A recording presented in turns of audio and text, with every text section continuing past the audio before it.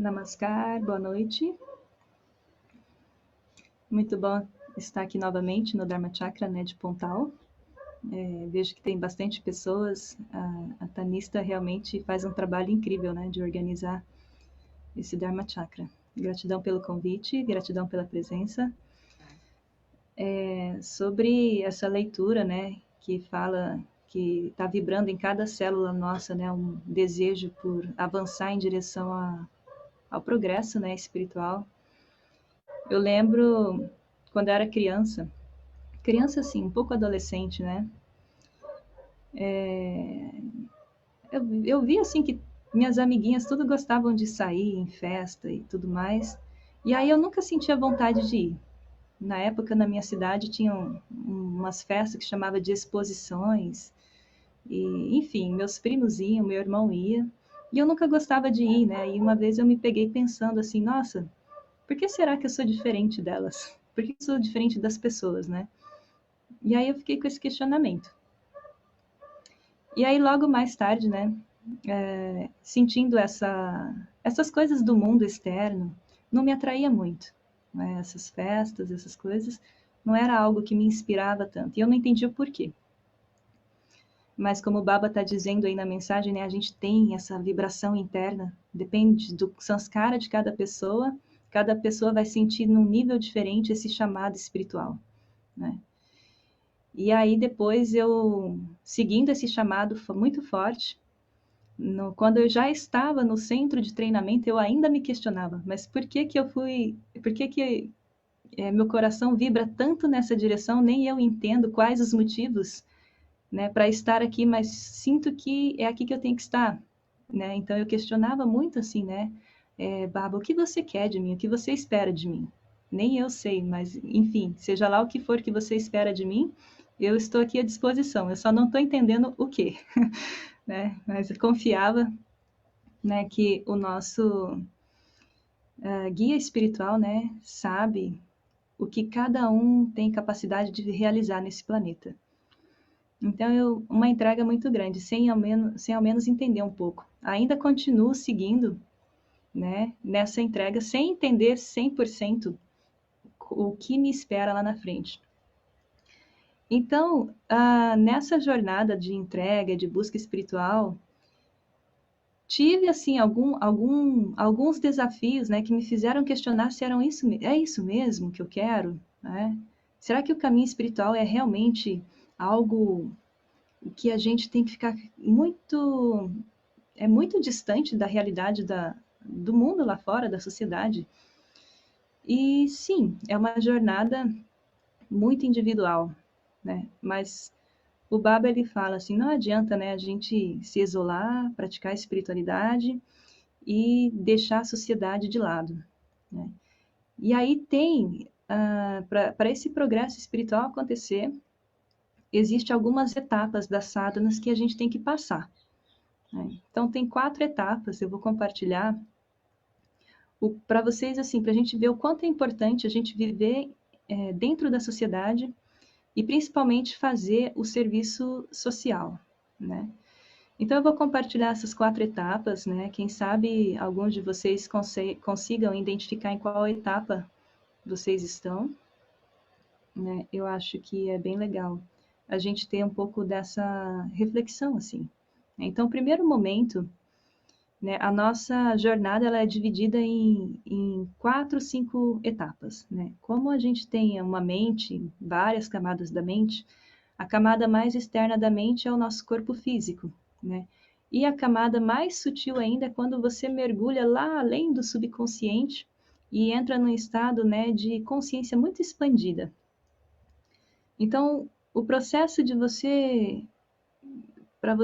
o processo da jornada espiritual é você sair dessa camada externa do mundo material e ir mergulhando cada vez mais no seu próprio eu, na sua própria consciência, né? Então, tem umas etapas que a gente passa nesse processo. E a primeira etapa é exatamente o controle dos nossos órgãos sensoriais, quando a gente retira a mente desse mundo físico. A gente começa a não ser mais atraído pelas questões do mundo material, e sim atraído pelo autoconhecimento, conhecer quem eu sou, como se usa esse corpo, né? Como que funciona a mente, como que funcionam os meus sentimentos. Então, você começa a te retirar a mente desse apego com relação ao mundo externo, né? Então, essa é a primeira fase.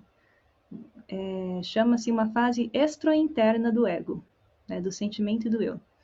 Então, você vai voltando cada vez mais para si. E quando isso acontece, a gente consegue ter um discernimento, o que que sou eu, o que que é meu e o que que é do outro. E aí, quando você não se identifica mais com aquilo que é fora de você, que é externo a você, você acaba tendo um domínio maior sobre as coisas físicas, né? Aquilo não te influencia tão com tanto impacto assim. Então, você está mais centrado em si. Então, você ganha domínio sobre as coisas do mundo físico. Então, essa é a primeira fase, né? Quando a gente tem uma mente um pouco dogmática, a gente não consegue ter uma percepção total da realidade externa física. Então, a gente acaba tendo falha no nosso comportamento de ser reativo, né? A gente acaba sendo reativo, sendo um pouco limitado, né? Uma mente um pouco limitada, e a gente acaba falhando nessa primeira fase, né? De você se desidentificar um pouco com o mundo externo, o mundo físico.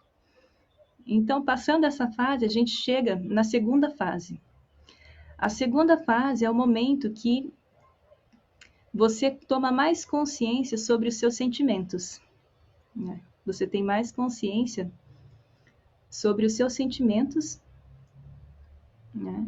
E você começa a perceber, né, que aquilo que acontece lá fora, né, no mundo externo, tem uma ligação contigo, né?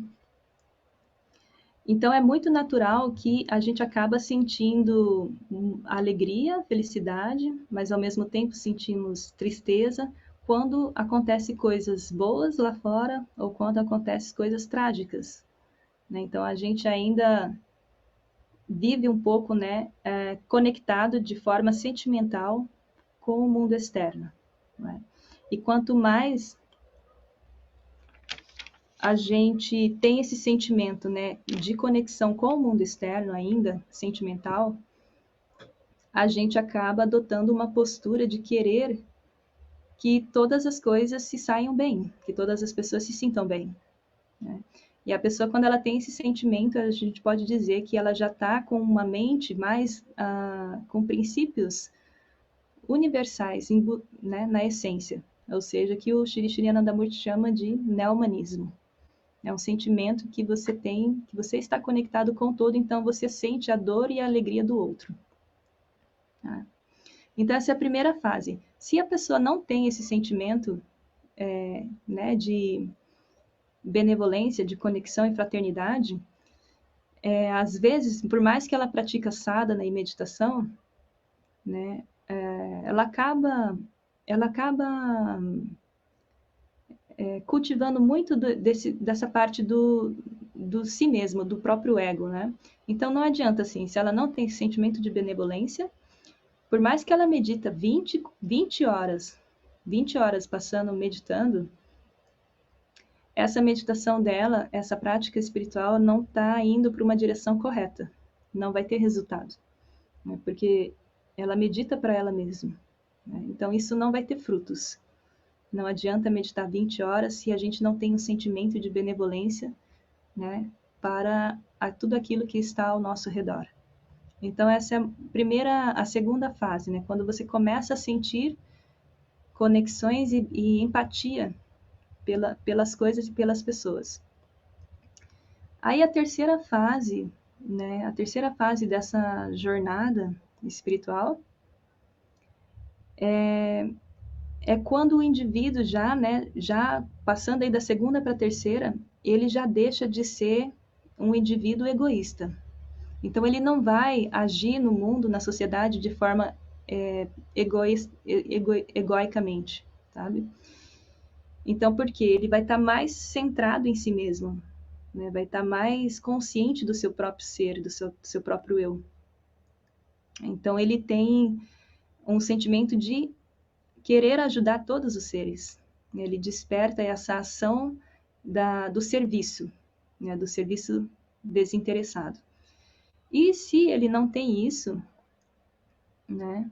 Se ele tem uma mente dogmática, às vezes ele vai servir com o sentimento de, eu faço isso, eu faço aquilo. Então ele acaba falhando nessa fase. Naturalmente, quando ele desperta, ele chega nesse terceiro nível, né? Ele vai sentir um estado assim de alegria só de ver todos os seres, a harmonia que existe na natureza entre os animais, a perfeição natural de cada coisa, né, funcionando naturalmente. Então ele sente um estado de muita graça, de muita gratidão, porque ele vê que a vida está pulsando em todos os seres. E aí ele não tem, né, um sentimento de separação, de diferenciação.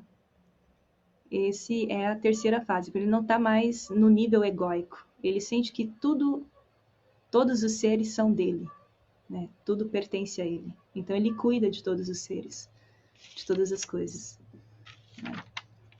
E quando chega no estágio final, que é a quarta fase, aí a pessoa ela já tem um grande sentimento de estar realmente unido com a consciência maior, com a consciência cósmica, consciência suprema. Ela não vive mais numa dualidade, o qual sente separado, né? Eu sou isso, aquilo é aquilo. Não. Ela simplesmente percebe que não existe mais o eu. Tudo é consciência suprema. Né?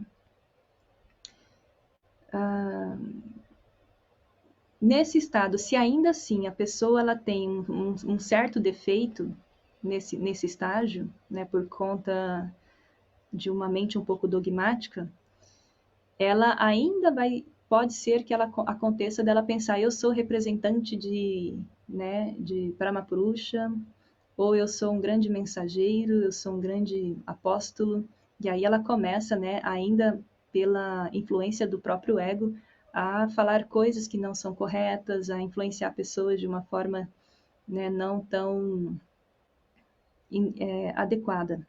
Então, por mais que a gente está avançando nos caminhos espirituais, tem que ter esse cuidado com o ego, porque ele está presente em todos os momentos. Né?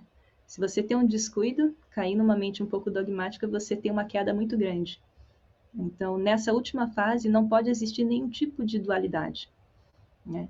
Você tem que e para alcançar esse estágio, né, o praticante espiritual, ele precisa aceitar completamente essa ideologia, esse sentimento do neo-humanismo, né? Viver pelo bem de todos os seres. Né? Por quê? Sim, o Baba ele fala assim que é a prática espiritual para a pessoa chegar no estágio final de liberação, no estágio mais evoluído na sua busca, né? Ela precisa não apenas cuidar de si mesma, ela precisa, né, fazer o serviço para a humanidade, para a sociedade.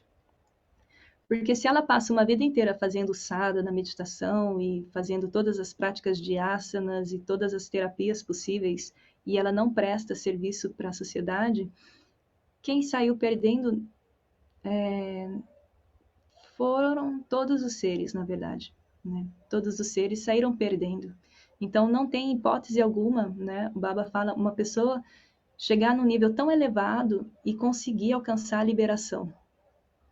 Ela precisa prestar serviço social, serviço humanitário, seja lá aos animais, ao meio ambiente, às pessoas. Ela precisa fazer esse serviço, né? Porque senão não tem como ela avançar espiritualmente. Então, o Baba ele aconselha assim, o mais indicado é que desde muito cedo, do nosso primeiro passo em direção à espiritualidade, a gente já adote esse espírito de neo-humanismo, esse espírito neo-humanista. Porque aí, no decorrer dessa jornada, dessa busca, a sociedade, né, os seres, outros seres ao nosso redor estão sendo beneficiados por esses serviços que nós vamos prestando. E através desse serviço que nós vamos purificando a nossa mente, né, para chegar cada vez em estados mais elevados. Se a gente deixa para adotar o princípio neo-humanismo no final da jornada espiritual, poxa, percebi que é preciso fazer isso, mas já é muito tarde. Tudo bem, dá tempo de fazer, mas a gente deixou muito, a gente perdeu muito as pessoas, né? Os outros seres perderam a oportunidade de receber a tua ajuda, o teu apoio. Então, Baba aconselha o mais cedo possível a gente prestar serviço, né, para todos os seres, e não tem como a gente avançar espiritualmente sem esse espírito do neo-humanismo, né? E quando falo de serviço, né, às vezes as pessoas, a gente fica se perguntando, nossa, será que eu não estou fazendo nada? Ou o que eu posso fazer mais, né? Não, cada pessoa tem uma habilidade, cada pessoa, ela pode prestar serviço, não só na parte física, mas também na parte mental, né? Então, assim, a pessoa que ela tem esse espírito no humanismo, ela vai encontrar mil maneiras de fazer um serviço. Às vezes, no início, quando eu morava em Florianópolis, né, eu percebi assim, nossa, eu tô aqui em Florianópolis, estou, né, servindo aqui, cumprindo, né, a minha missão aqui. E aí um dia, assim, um exemplo bem simples, tá? E aí eu tava assim eu morava sozinha depois de um tempo lá. Então era eu e Shri Shiranandamurti. Então ele sempre foi, né? Meus diálogos assim com ele é como se ele estivesse presente assim fisicamente. E aí um certo momento eu pensei assim, nossa, o que eu vou fazer hoje, né? Tipo, vou ter que dormir de novo e acordar e fazer toda a rotina de novo, de novo. Aí eu peguei, deitei na minha cama e fiquei olhando o meu livro de irmãs que eu iniciei. E aí eu vi que tinha uma irmã ou duas ali, as últimas que eu tinha iniciado, que estavam esperando nomes espirituais. E aí, no momento que eu comecei a procurar nomes espirituais para elas, esse simples ato de eu não fazer nada que seja para mim, mas que é para alguém, para outro, eu senti um estado assim de muita doçura, sabe? Muita doçura. Tipo, eu não vou fazer, eu não estava fazendo nada que era para mim. Eu simplesmente estava ali abrindo um caderninho, escolhendo um nome espiritual, uma coisa que é tão simples, mas que, se você for olhar na essência, o que está por trás disso é você fazer algo assim, tipo, é para o outro, sabe? Não é para você. Então, é só um exemplo assim de como coisas minuciosas, bem simples e pequenas, quando a intenção é para o outro, a gente acaba recebendo uma graça que a gente nem tem consciência disso. Sabe? Então são muito pequenas coisas. Tá tudo começa na intenção, né? Você faz a intenção que você coloca naquilo que você faz. Isso é o grande segredo, assim, né? Então, acho que o Dina Bandhu está compartilhando ali, né, o princípio da igualdade social e princípio do prazer egoísta. Sim. Então a gente tem que sempre estar optando, né, e colocar a nossa energia para o bem do outro, dentro daquilo que estiver ao nosso alcance, variando, né, dentro do tempo, de lugar e pessoa também. Acredito que nós todos, né, estamos tendo bastante oportunidade de praticar isso, seja na vida individual, seja na vida coletiva, de alguma maneira, né? Dentro dessa realidade, né, da pandemia, acho que todo mundo acaba virando terapeuta de alguma forma, né? E também acaba tendo que se fortalecer, né, nas práticas espirituais e criar uma disciplina um pouco mais intensa para conseguir lidar com os desafios. Então, a gente continua, né? Temos que continuar nesse autoconhecimento e não se esquecer, né, de prestar o serviço também. Tá? Então, gratidão. Acho que a gente pode, né, abrir. Agradeço, né, a participação e o tempo de vocês. Gratidão, Namaskar.